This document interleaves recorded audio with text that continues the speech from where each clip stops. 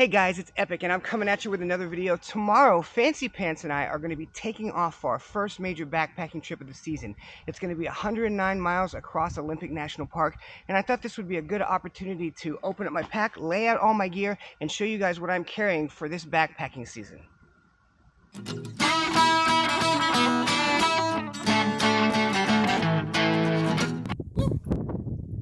Okay guys, starting things off, this is my Zpacks Arc Haul Ultra. It's a fantastic backpack. This will actually be the longest trip I've had it out on so far. It's only been on short trips, but I'm really enjoying using it. If you'd like to see details about this, check out my review of the Zpacks Arc Haul Ultra right here.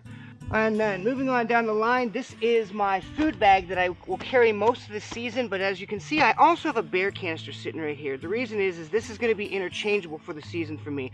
The trip that we're going on has a couple of campsites that require that you have a bear canister in Olympic National Park. Not all of Olympic National Park is like that, but there's a few quota areas where the bears can be a problem. So they do not allow you to do a bear hang in those areas, so I will be, for this next trip, carrying my bear canister. This here is my clothes bag. It's pretty simple. This is actually the bag that my Senchi Designs hoodie came in. I am not carrying a lot of extra clothes for this trip. It's summer, it's going to be warm. There's no town stops. This is a 9-day trip all the way across, so I don't have to carry any town clothes. So inside this is just a pair of Injinji toe liner socks, and these are my sealskins. My extra pair of socks are a waterproof pair of socks in case we run into wet weather. And then just one pair of &1 underwear in there, and that's it. That's all I have to carry in my clothes bag for this trip.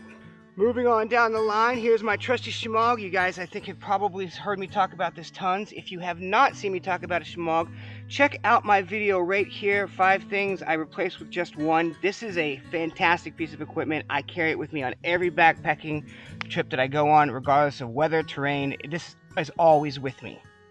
All right, so this is my Dutchware Chameleon hammock system. It's all in one pod. This is actually called the HCU, the Hammock Containment Unit, and inside this is not only my hammock but also my top quilt and my underquilt, and it deploys all at once. It is really amazing. This is going to be my first trip taking it out. I've tested it, I've played with it, but it makes setup really quick. Alright, moving on down the line, we also have my Tarp containment unit. You can see that there's a theme there. These actually come from the same company. They come from a little cottage company called Trailheadz. I really like this. So I've got my Dutchware Xenon bonded tarp inside here. It's in a net mesh sleeve that deploys out of this sack, and I love that they have these pockets with snaps on them where I have my stakes. It makes it really, really easy to keep track and not lose my stakes. Alright, moving down the line here, we have my trail runners. These are actually the Lone Peak 6s from Ultra. I think they're on the 7s right now. I got these on discount. I got a really good deal on them. They were not used. I've broken them in so far. I love Ultra shoes. They are pretty much my go-to whenever I go hiking. Alright, so next are the clothes that I'm going to wear on trail. These are not actually going to be in my pack. This is just my outfit for the trail. So first I've got my Beyond Nordic hiking shorts. I really love these shorts. Everything on them, all the pockets are zippers instead of Velcro. I really hate Velcro pockets on the trail because they gunk up with duff and debris and they start becoming ineffective. I've also had a lot of Velcro strips, the stitches come out of them and the Velcro pieces come off. I'm sick of that. These are really nice. They got pockets where I like them. They're made out of a stretch material in a lot of places. They're just super, super comfortable. Then I got myself a pair of &1 underwear. These are the ones that I prefer. They're cheap. You used to be able to get them from Walmart. Maybe you still can. You can definitely order them on Amazon. They do not cost nearly as much as Ex Officios do, and they work great on trail. Another pair of Injinji sock liners. So I wear my socks in 2 layers. This is a set. This is merino wool right here. Normally I wear Darn Toughs. Lately I've been wearing these merino wool socks from Merino.Tech combined with Injinjis. What I do is I put the Injinjis on, and then I put the wool socks on, and it just creates kind of a double layer. It really helps reduce blisters. It's been a real winning formula for me. So that's what I'll be wearing on my feet. Next is my synthetic hiking shirt. This is also from Beyond Nordic. Beyond Nordic actually makes some really great hiking gear. Some of the stuff is a little heavier than I would want to carry on trail, but as far as my outfits are concerned, I really like their synthetic shirts and I really like their shorts. Okay guys, this is my BoglerCo Alpha. This one is made by Senchi Designs. You can get these from a few small companies, Polartec Alpha is really cool in that you can wear this to keep warm on cold mornings while you're hiking, and it's got a loose enough weave, you can see my hand through there, that it actually allows you to dump off just enough heat not to overheat while still keeping warm on the trail. The other thing this is good for is putting underneath your rain jacket or another insulative layer to bolster how much heat that it's holding in on the trail. This one's super light. I think this one weighs about 5 ounces. I think we weighed it in at 5 ounces. It's definitely lighter than my puffy jacket, and for the summer, this is all I need. I don't have to bring anything else. If I'm sitting around the camp and it starts to get cool at night, I can wear this. If the wind starts blowing, I can put on my rain jacket, and it's just enough to keep me warm. Next, we just have a pair of gaiters. These are not the dirty girl gaiters that are real popular. These are actually the gaiters you can get directly from Altra, and they're meant to go with the Altra shoes. There's just a little Velcro tip on the bottom here, and then the hooks go on the laces, and this just keeps rocks, dust, debris, and things like that out of your shoe. And then I just have a little sweatband here that I use when I put my Shemagh over my head. Okay guys, next we have my small kits, my toiletries kit, my med kit, and my repair kit. I'm not going to go through all the details of what I carry in here. As you can see, I'm keeping it in a 4 mil bag. If you would like to see a more in-depth video about what exactly is in my toiletry, repair, and med kit, check out this video right here.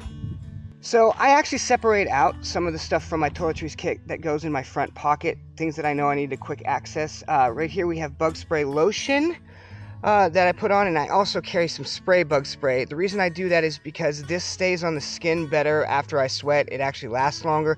And then I have the spray to go on my clothes so mosquitoes don't bite me through my clothes. This is a bottle of saline solution that I use for my contacts because I do wear contacts on trail. This is my backcountry bidet that I carry on trail. I don't carry toilet paper, I carry this and the trowel. If you'd like to see some details on that, check out this video right here. And then in addition to that, I also have a small bottle of hand sanitizer, a little bit of lip balm, beeswax lip balm, and this is actually an anti-runner's chafe stick that I've taken out of the original container and just wrapped into some aluminum foil just to save weight. Right here we have my pill organizer that I have a few more medications than your average bear that I take. I've also got the standard stuff that people carry like Motrin and vitamin I or ibuprofen. Okay guys, moving on. This is my rain setup. This is just a Dyneema composite fiber rain skirt that I got from Zpacks. I've had this for years. And this is my ultralight rain jacket from Rab. This is actually the lightest rain jacket I have been able to find. It's only 3.5 ounces.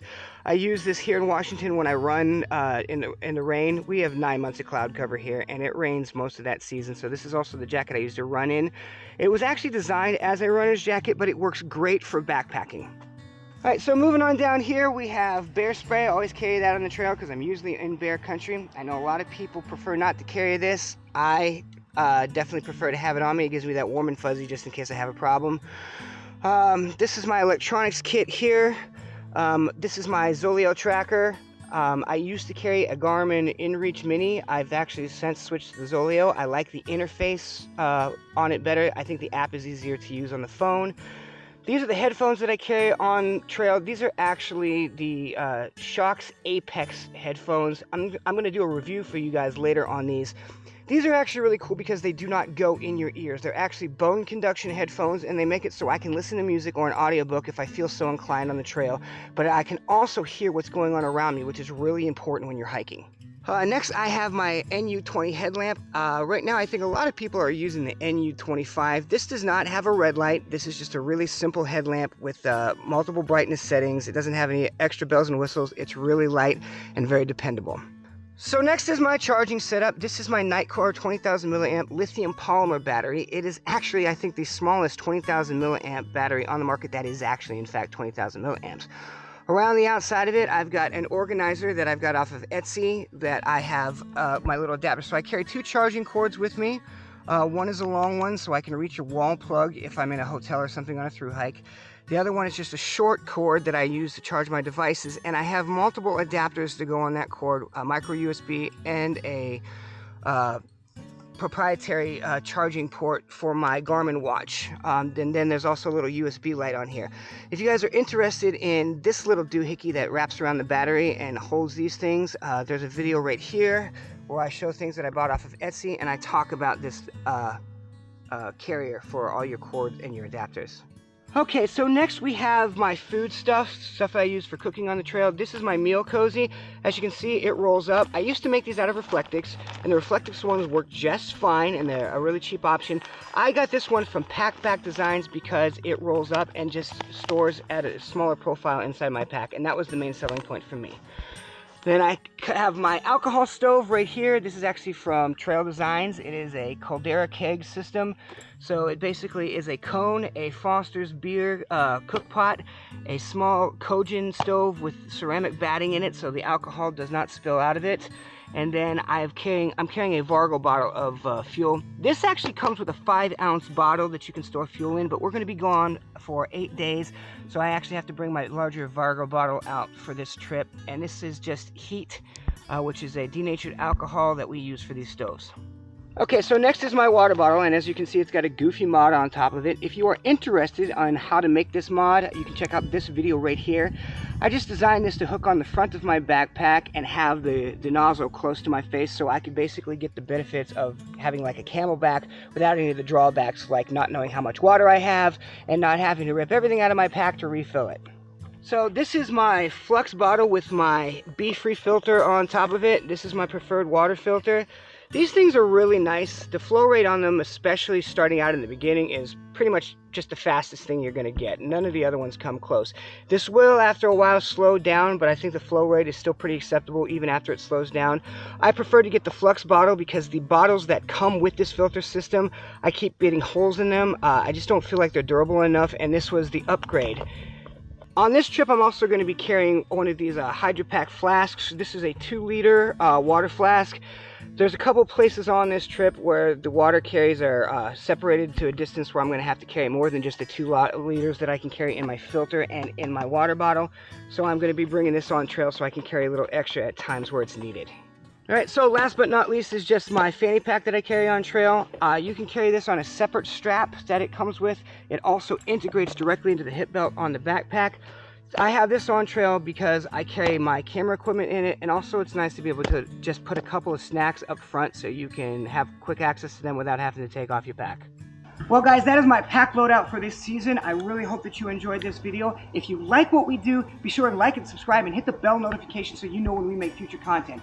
You can also check us out on Instagram, support us on Patreon, and you can also check out our new website at epicoutdoors.com. Now get off your butts and go play outside.